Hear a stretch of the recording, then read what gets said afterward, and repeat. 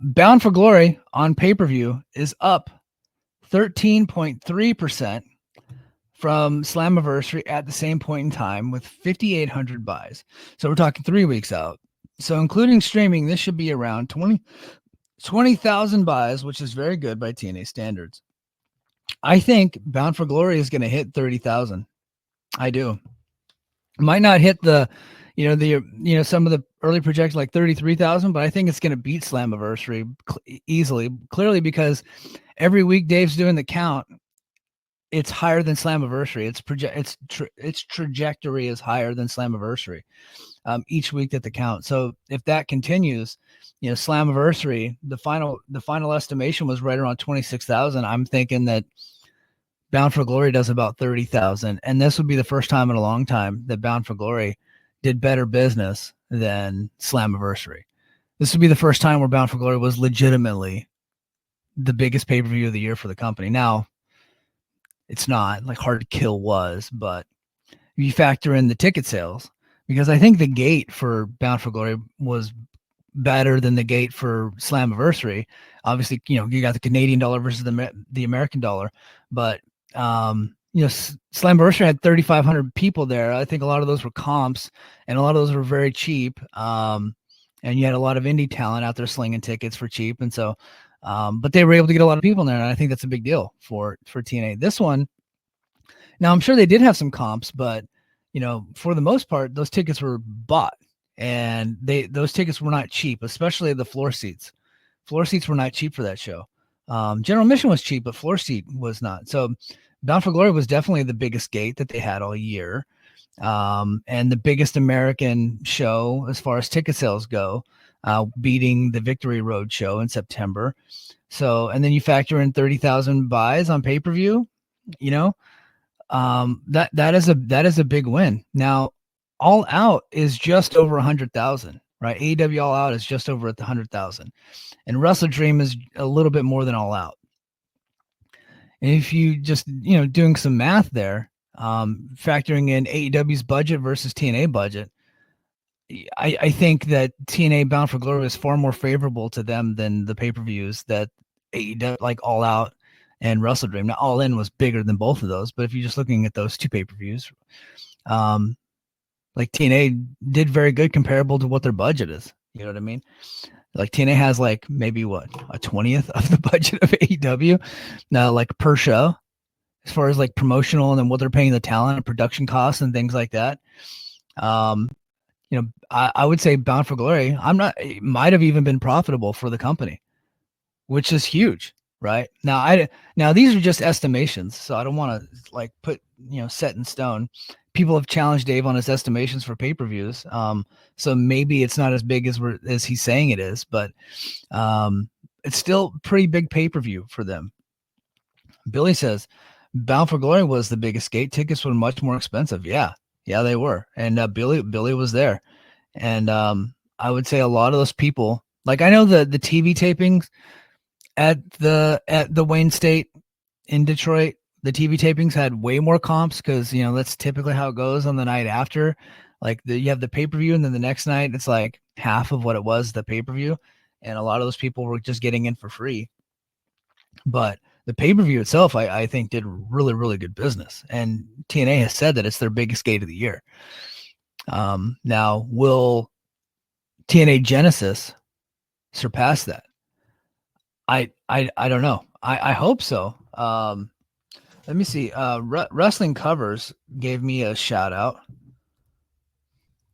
I want to pull that up, and I want to give Draven a big shout out too, because he was nice enough to give me a shout out of something that I said, and it's something that I completely believe in, because I think that the TNA Genesis pay-per-view is could end up being, and I'm projecting that it will be the most important show that Anthem has done to date, and since the most important show in TNA since Anthem has bought the company.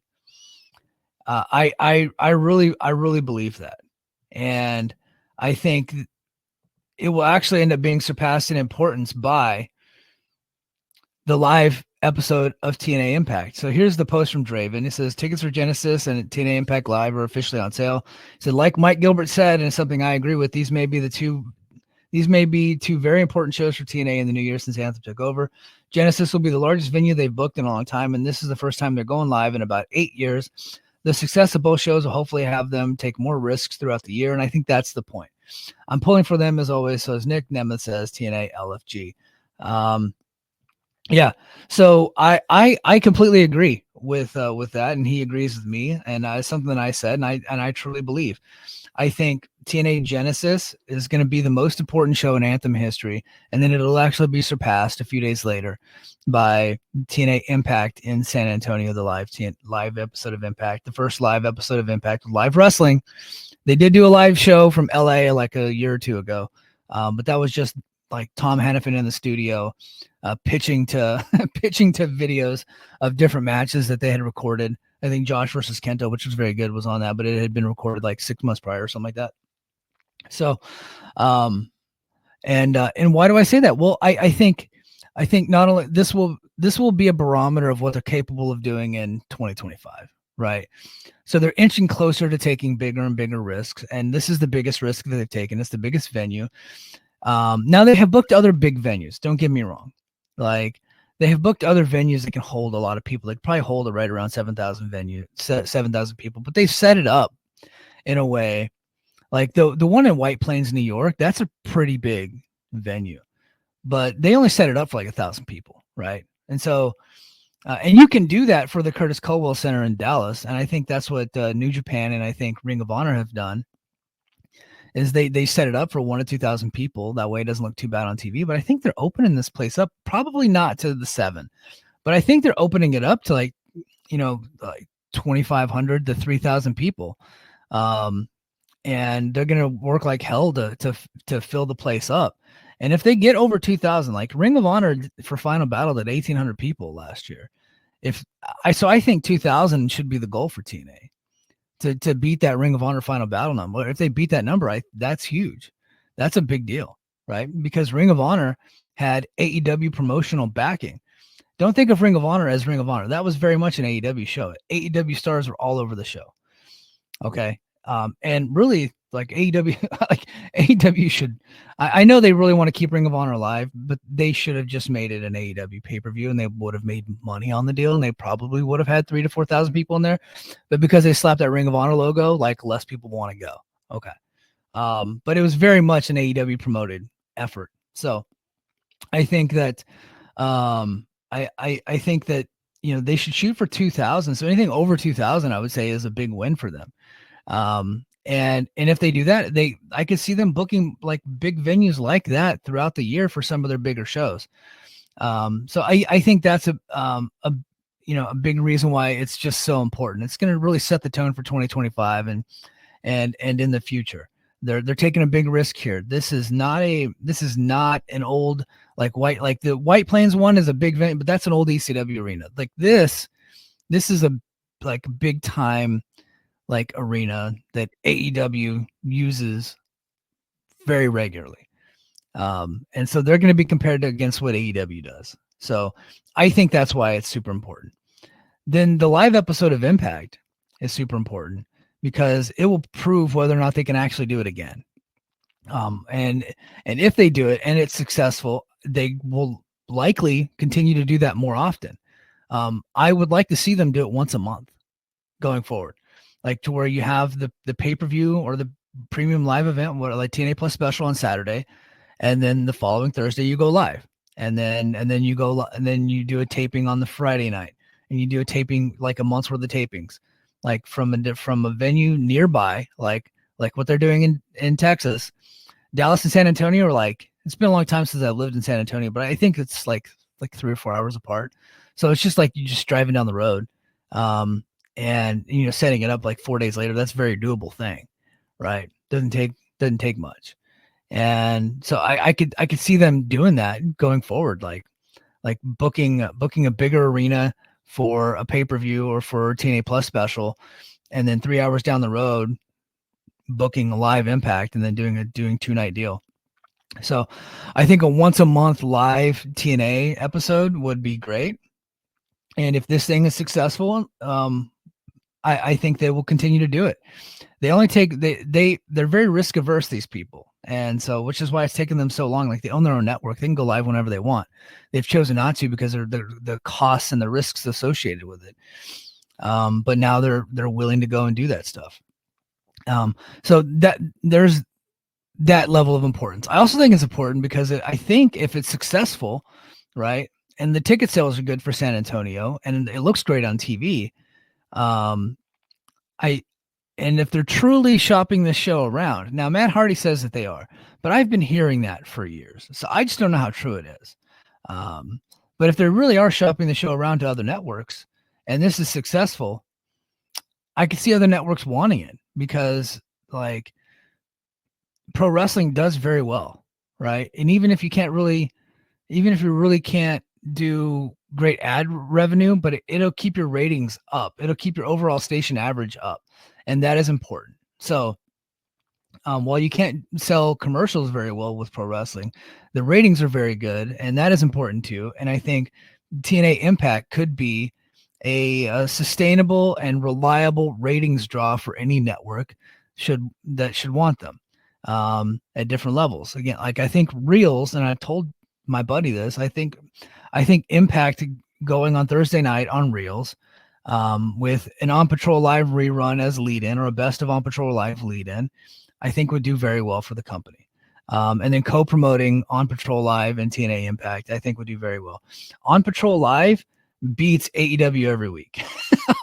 they like, Collision's never number one because, Collision is struggling, don't get me wrong, but On Patrol Live on Reels, like, in Reels, not a lot of people have Reels, but it's now a top 25 station because of On Patrol Live. And they actually compete with, SmackDown, right, on USA now. Like, now that they're going head to head, like, they're very competitive with SmackDown. So I think that would be good crossover appeal between those two shows.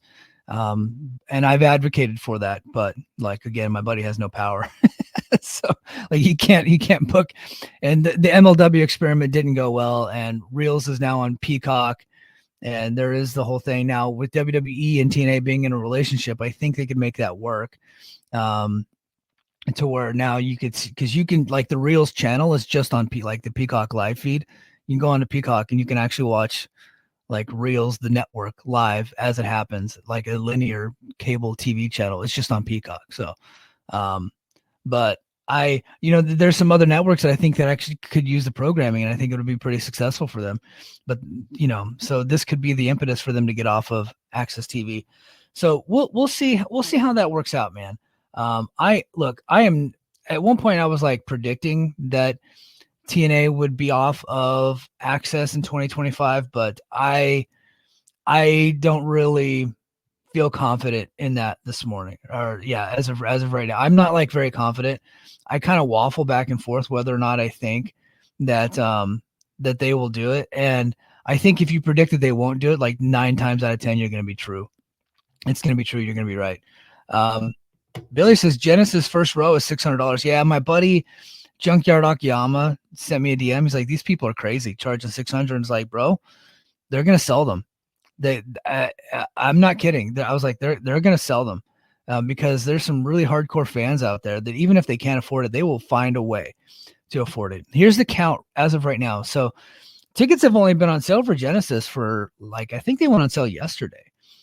And out of the 400 floor seats that you can count, now the GA section is opened up, and we don't know how big that's going to be. There's a prediction here from Dobby the Brain Hina that's going to be 2,500 to 3,500, but who knows what it's actually going to end up being. That's why they don't actually make it to where you can count, so that way they can scale it to down come showtime, right? They can make it bigger or little depending on how the ticket sales are going, and that's how they're going to get their setup. And then they can announce a sellout at any point. So there's some gamesmanship. And general admission's only $25 a ticket, but front row is $600. And as of right now, they've sold 64% of their floor seats. So they have 400 floor seats on sale, and they've already sold 258. And that was as of this morning. And tickets have only been on sale since yesterday. And And so with 258 floor seats being sold, I think we're probably like, if you say like people are more likely to buy general admission, especially for like $25, I would say ticket sales are probably like we're probably sold like like way more than 258 in the general admission area. So we're probably looking at like 700 tickets already sold. That's just my prediction, but I can't prove that. That's just my gut feeling. Just because of like, I don't know, if I'm looking at it, I'm not going to go sit on the floor seats. So, but IO says live TV should be occasional, but it's also going to take more than access to keep it going. True. Billy says, I'm predicting Genesis Gate will surpass Bound for Glory. Yeah, I predict that too. And IO says, yeah, with a lot of time to, yeah, so there's plenty of time left. I think that it's actually going to be really good. I do. I think that this will surpass Final Battle. We'll never get the real number, right? Unless somebody leaks it from within TNA, and they're pretty good. They're, we get good predictions, but like the last time we actually got a good solid number from somebody that works there was Lance Storm. We said 2,100 for Victory Road, and I'm just taking him as his word. But we'll see. I don't know how great it's going to do, but I am predicting that it's going to do over 2,000. That is my like official prediction. Now, whether or not that comes to pass, or whether or not we ever get that confirmed, I just don't know. So, but lastly, what I wanted to talk about before I get to the TNA Impact reaction show. So let me go look for my boy Yellowbone. Let's see, Yellowbone. Where is this dude at here? Oh, Yellowstone comes up. That's so funny. Okay. So I want to give him a shout out here because he pointed this out, and I think somebody else had pointed it out to him first, but I was not aware of this, and I think this is pretty interesting to talk about. And so we'll go ahead and pull it up on the share screen here, that the one and only Mustafa Ali, TNA has updated Mustafa Ali's render on their roster page. Shout out to George Gons 99 for pointing it out. But yeah, they have actually updated. So they've never pulled him off the roster page, which is not unusual. Like, they don't really do a good job of updating that thing. So, but for some reason, they just happened to be on the ball this week by removing Speedball Bailey. And now they, for whatever reason, have updated Mustafa Ali. Now, one would assume that if they knew the Speedball wasn't coming back, they would remove him. But it looks to me like at least somebody in that company has a good feeling that Mustafa Ali's coming back. And I happen to agree with that. I think that he had a short-term deal, probably 6-monther, which is pretty typical. And he wanted to go see what was out there, see if AEW was interested. He worked some shots for New Japan, and was, obviously doing all the indies and stuff like that. He was probably hopeful that he would get signed by AEW, or at least wanted to negotiate with them. And it doesn't look like the AEW is going to bring him in. And I'm not surprised by that. I think AEW has way too many former WWE talents. And unless they think that a guy can really, really draw for them, I would probably steer clear of former WWE stars, just because they're just all over their channels.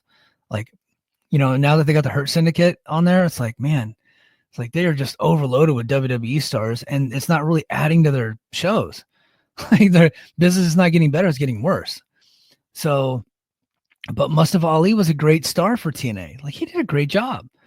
He is one of my favorite X Division champions in the last bunch of years. I thought he did great because he was an actual character. He was an actual character on the show, and it wasn't just about having good matches. Like, he was doing storylines, and I thought the Speedball storyline was great. Now, the Earl Hebner stuff I could have done without that, but I think overall was a great story. So I'd like to see him come back, but I would like to see him in the world title mix. And so it would not shock me to see him be announced for shows in 2025. And hopefully they just get him signed to like a deal where like TNA is his priority. Billy says, Su Young's on the roster page. Io corrected him. So here's the thing about Su Young. So if you're on the roster page and you haven't been there for a long time, it means that they were probably still paying her, but they just weren't bringing her in. I think that's what that means. So she was with them under contract, and then she got pregnant, and then she was out, and then she'd come back. And I think at one point they're probably looking to bring her back, and they just couldn't get it worked out. Probably some like medical concerns and things like that. And then she started doing injuries. She started doing indies, and she ended up getting hurt really bad on the indies. So I think her deal recently just expired because they just removed her from the roster page. So, but I do think that she might have been getting paid, probably not a lot of money, right? Like a low downside type of deal. And which is kind of what they were giving out at the time. And, but she never ended up coming back to the company. Io says, interesting they chose to air the Santana versus Ali dark match last week. Yeah, that's interesting to me. I don't know. They could have shown a lot of dark matches. I honestly thought they were going to show the Full Metal Mayhem match as opposed to something else, but they showed the dark match between Santana and Ali. And it's like, I think maybe that's sending a signal that Ali is on his way back. And if so, I think that's a win.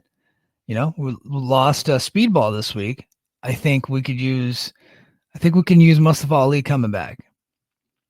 Now, whether he's a babyface or a heel, I don't know. I thought he was a good heel. I think he's a better heel. So he did a great job.